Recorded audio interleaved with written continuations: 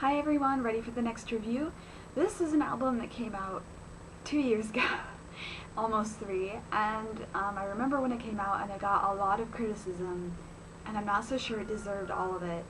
So I have this album at home, the physical copy, but luckily I still have it in my iTunes, and I listen to it all the time because I really like this album and I wanted to share it with you in case you skipped over this album for some reason. So without further ado, I present to you Hamasaki Ayumi's Rock and Roll Circus. This introduction is actually really cool. It's kind of creepy and it fits in really well with the song that comes after it. And it also was used really well in her lives when she performed the next song live at A Nation and then in her Rock and Roll Circus concert. I think it's a really good introduction to the album, and it's kind of this mysterious thing, and it has a really good build-up. So I don't really have that much else to say about it, but it is a really good introduction. However, it's not my favorite introduction of hers, though I think that it is fitting for the album. I love this song. Listen to this introduction.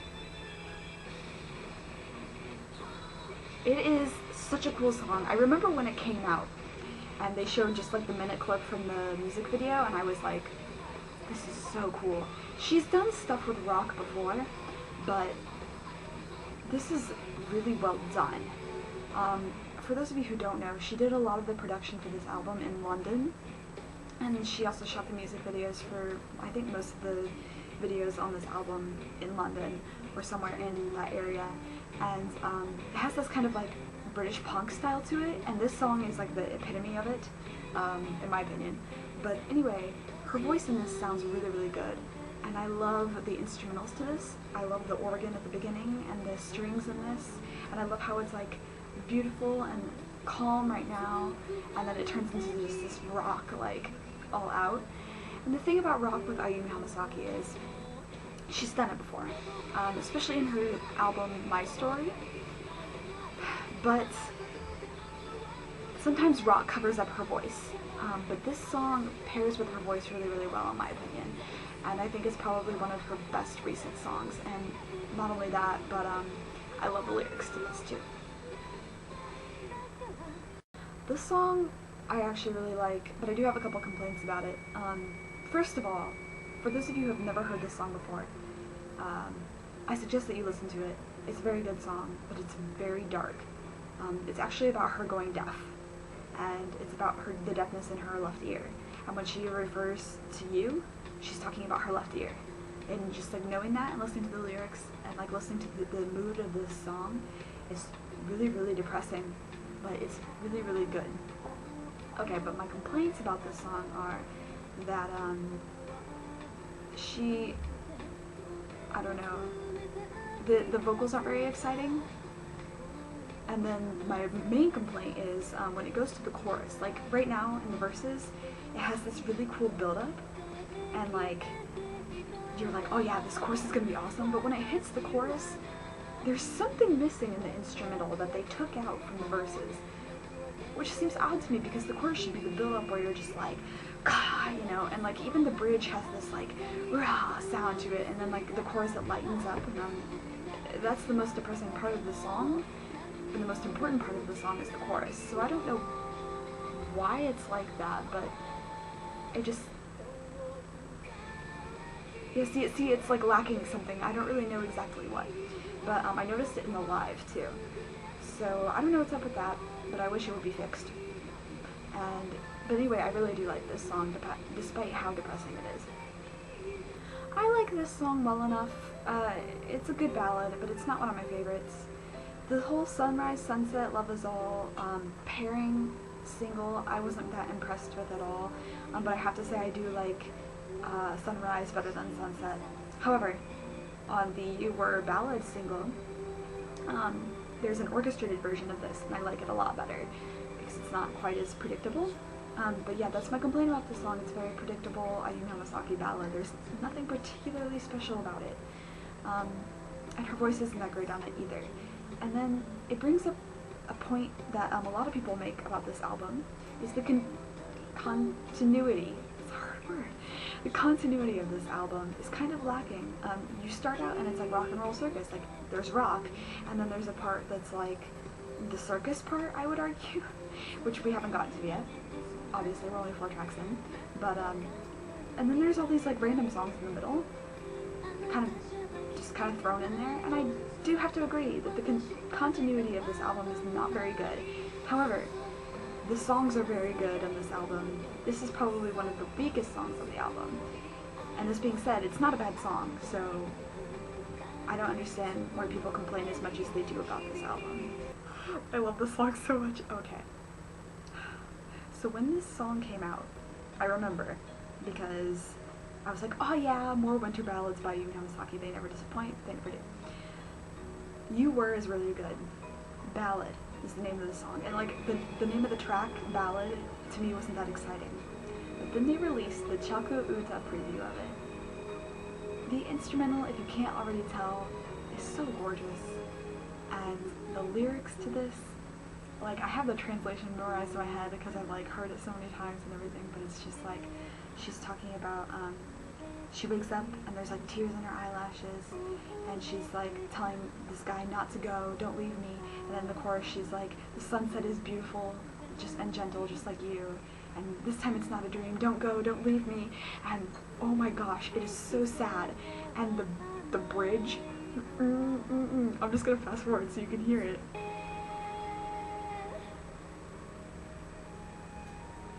It is like something out of a tragic historical Asian movie, but in like the best way possible.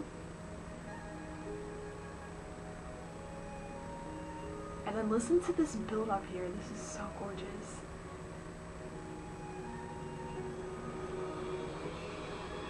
Gosh, I have goosebumps right now.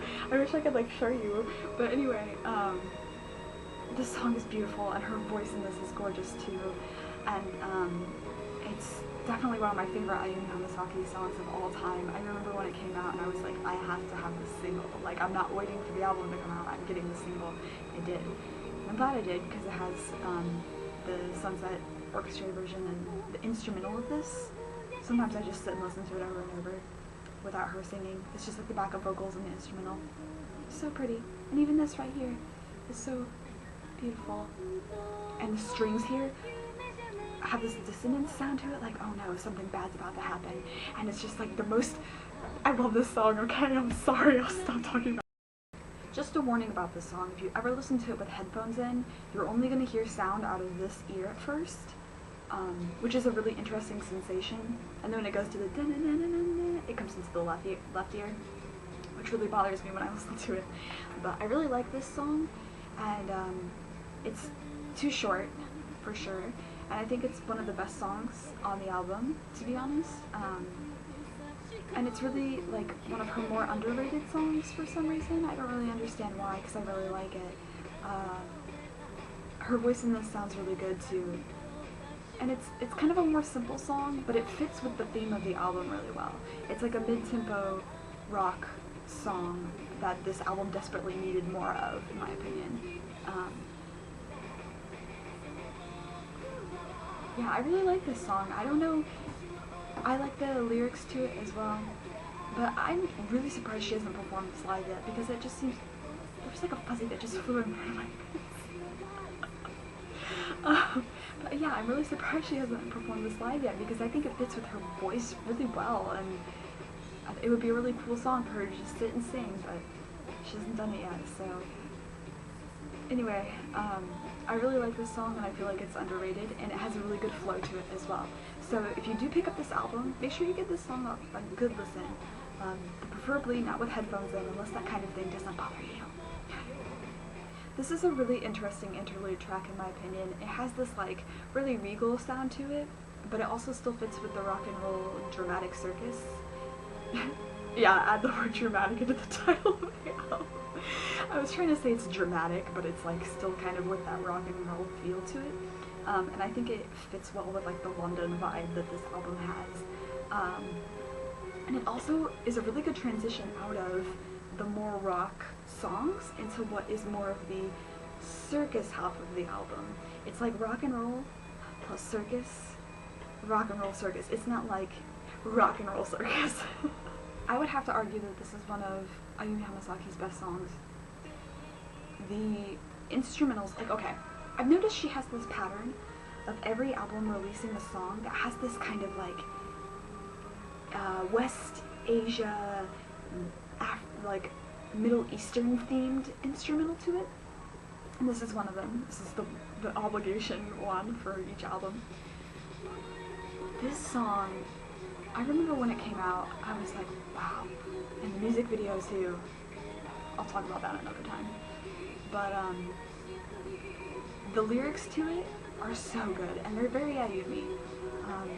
I've talked about before where she is either talking, it seems like she's either talking about herself or talking about you. This is one where she, I think, is talking more about herself, and it's really good. It's literally just talking about how, like, she can't go back to the way that she was. Like, she just has to keep going forward, and she can't go back to the way things necessarily used to be, even if she wanted to.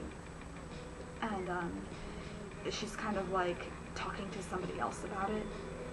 But anyway, her voice in this is gorgeous, and it has some really dramatic moments in it. The bridge is fantastic, and I just think this is an amazing song of hers.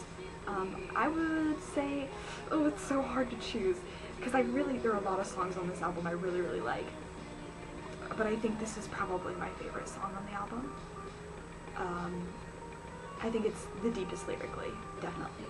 And I think it's definitely one of her best songs ever, especially in recent times. And I'm glad that she performed it live, and it was like exactly what my headcanons pictured. It's so embarrassing to admit that, but it is. And I really like this song. This is just a short little interlude, which is really interesting because she had an interlude and then a track and then an interlude. And I hate it when they do that, but actually this is a really good place to do that, because remember how I was talking about there's like the rock and roll part and there's the circus part. Don't Look Back is neither. And so it's kind of like she had this interlude to cut off, okay, this is the end of the rock and roll part. And then she had Don't Look Back as like an interlude track, like the transition track. And then like the interlude to say, here's the beginning of the circus where we party. So actually I think the interlude was used pretty effectively, surprisingly, and I really like this interlude. If you can't tell, it's just like a party, and it's a really good interlude into the tracks that are party. So let's get the party started. Oh, I couldn't resist, I'm sorry. This song some people really hate, which I guess I understand why, especially because the music video is a little controversial. She's dancing in a gay bar. I love this song, especially if you know the Japanese. It makes it so much better. But it's called Lady Dynamite, and I think the title is really, really appropriate because it's kind of a woman power song. And it's a party song. It's definitely a circus kind of song. But her voice in this is pretty good, but like, it's not really really impressive. However, it fits the style of the song really well because the song is very conversational. Like the very beginning where she was like, Saikin choto, saikin janai, like she's like, recently, well, I guess not all that recently, is kind of what that translates to. And I think the way she sings this song is very conversational and it fits. And I love how she kind of is just bashing men in this song. It's kind of funny. And it's a very catchy song, and it's a very easy song to dance to, especially the little ha, nah, and the instrumental bridges. I'll just stop. This song is so weird, but I really like it. It's very London, Brit, punk fashion kind of song. Again, it's about women being more superior than men think that they are. And it's a really weird instrumental. And the first time I listened to it, I didn't really like it at all. But if you know Japanese, you'll probably like this song because it's really good lyrics, as per usual. And you get used to the instrumental in this, to be honest. And I don't really think about it now. And now it's just kind of like, I really like it. I've come to like it. And it's definitely, again, another like circus party kind of song. and I really like how, like, it's, I don't know, what's the word I'm looking for here? It's almost like this big band kind of song, like this just like showgirl kind of song, and I don't know, I can't think of one word to describe it, but it's like this big band showgirl, very like Broadway, not Broadway, but like stage show kind of feel to it. And it's just kind of like, where on the chorus she's like, oh no, it's just this kind of like, you know, I can't describe it in a single word, but I think you guys know what I'm saying. I think this is where most people argue that the continuity of this album gets like really messed up, because this song, this is the Sunrise Love Us All song, and I like this one better than Sunset Love Us All, and I like this song. However, it doesn't really fit with the album. It does fit in this half of the album for sure, but I wouldn't call it a circusy kind of party song. It's more just like a summer happy kind of song, which was what it was meant to be. I don't know, I kind of feel like she shouldn't have included the Sunset Sunrise Love Is All single on this album, and should have released either another single or just like another 2 new songs instead, because they don't really contribute anything to like the whole feeling of this album. However, this song itself is really fun and really happy. If you're in a bad mood, this will likely cheer you up, or if you're easily irritated, this song will probably piss you off. Personally, I think this song should have been the second to last song, not the third to last. I think that she should have switched the places of You Were and Meaning of Love. This song, I don't really like her voice on it, and I don't really like the instrumental that well. It's probably one of the weaker tracks. I still like it better than Sunset Love Is All, because the lyrics to this are really wonderful, and it's a really sweet song. But it's just really interesting that she put this song right before You Were, which you're going to find out is a really opposite feeling song. But I do like this song well enough that I would have to argue it's one of the weaker tracks on the album. And if you're really looking for a good ballad, go to Ballad. I love this song. I really think that it should have been placed earlier in the album, because this is a rock ballad in the end, and it is an angry song. It's not like just sad, it is just, she is pissed at this person, but it's a ballad, and she's just like, you were the last person I love, I thought I would love you last, and I thought you would be here for me, and I can still feel your warmth, and I want to forget you, but I can't forget you, and I won't forget you. And it's just this like, she's not like raging angry, but she's just kind of got this like angry tone to it. And in the last part of the song, it is really obvious. Anyway, I really like this song a lot. I like Ballad better, obviously, but I think this is a really good song too, and I love her voice in this song, and I love the chorus in the song. I'll let you hear how it transitions in, because I think it's a really good transition.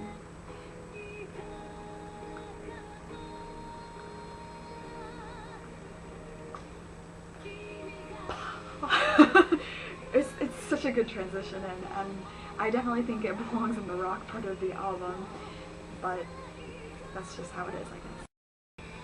I love this song. This is the perfect closing song to, I think, just about any of her albums. I can't think of a song that she has that's better as a closing song off the top of my head. It's such a beautiful song. I love her memorial songs. They're always good. And this is one of the few that are actually like really happy. And the lyrics to this are just so, what's the word? Inspiring. Just like, you shouldn't give up on anything kind of attitude. And I really like her voice in this. It's not the best, but the ending is really, really good. This is such a good song. And like, sometimes I'm just listening to it, I'm walking, and just like, it kind of makes me like emotional. It's just such a pretty song, and I don't know, I would definitely call this one of the best songs on the album too. This is, it does say album version in brackets. It's because the single version, which is on the You Were a Ballad single, which is how I know this, the ending is different.